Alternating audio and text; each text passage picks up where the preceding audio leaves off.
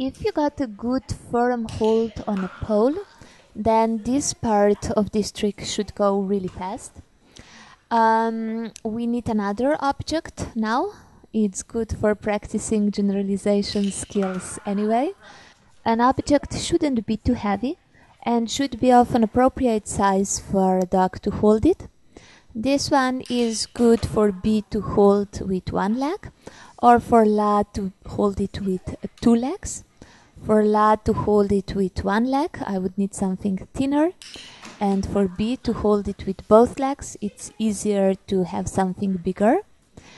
And yes, I'm doing all those variations, holding it with one leg, with two legs. You want to try it all. I click for one leg, another leg, and both legs right from the start. And while they all know all those variations, they do have their preferences. B and Le prefer to do it with one leg, and Bu and even more so La definitely prefer to do it with both legs. Anything is okay with me. What you want now is as firm grip as possible. Holding a bottle in your hand when the dog is holding it should give you an idea of how good the dog is holding it. Click and reward when you feel they're really pulling the bottle towards them. And when you feel they might be able to hold it on their own, just let it go. It will of course first fall on the floor a couple of times, but well, doesn't matter. Jackpot when it stays where you want it to stay eventually. And then eventually only click and reward when the dog is holding it independently. Holding it with both legs might look more difficult, but in fact it's not, especially not if the dog has good balance in a sit-up position. If the dog doesn't have such a good balance in sit-up position, like B for example, then it gets very important how you give the toy to a dog. It's important that the toy comes from up, down towards the dog, not from in front, because that often throws a dog out of the balance. And sometimes it's also necessary to balance the dog more by holding a treat above their head. That was never necessary with La or Bu, who have good balance in a sit-up. But as you can see, B sure can use some help. So if necessary, don't hesitate to help, and then just fade the help gradually. And once the dog can hold it independently without your help, you of course want to add some duration first by clicking and rewarding several times in a position, or by delaying a click. Well, then you are all ready for the fun part of this trick.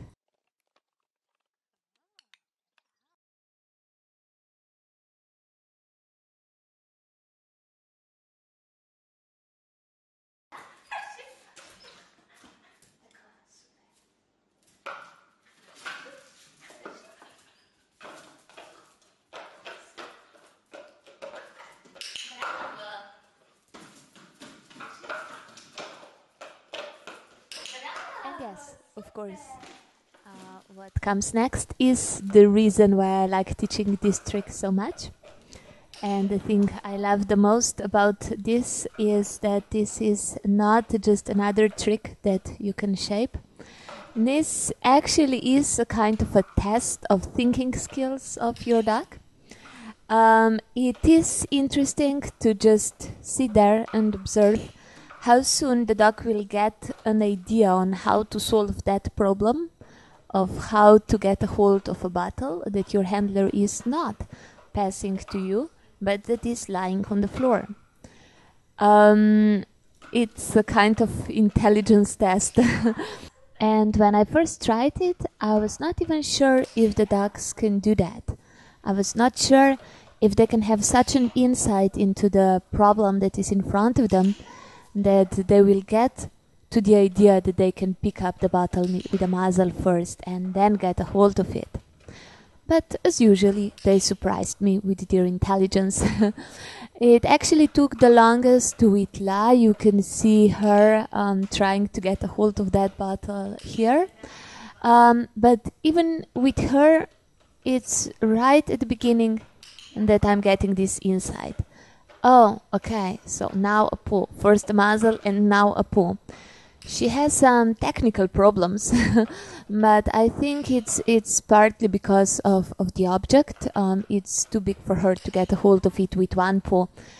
And it's yeah, I should try with a smaller object actually. With B, I got a kind of a hold right on a first session, and still she needed a little bit of coordination between that muzzle and the pull, of course. But it really surprised me how fast she got to the idea of picking it up and getting a hold of it.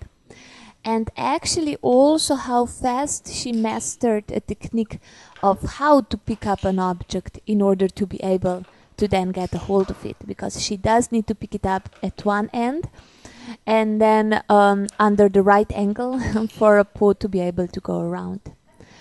And of course, as usually, Boo also surprised me because on this video you can actually see the first time we are trying this, and she just does it. So no shaping process for her, and an excellent for thinking skills and coordination.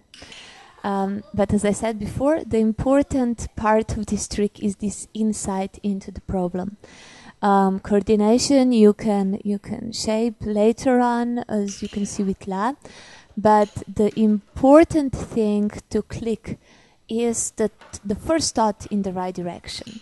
So when you see the duck, you might be thinking, oh, okay, so maybe I could do this. That's the right moment to click and reward. So not only this is a test of your dog's intelligence, it's also a test of your observation skills.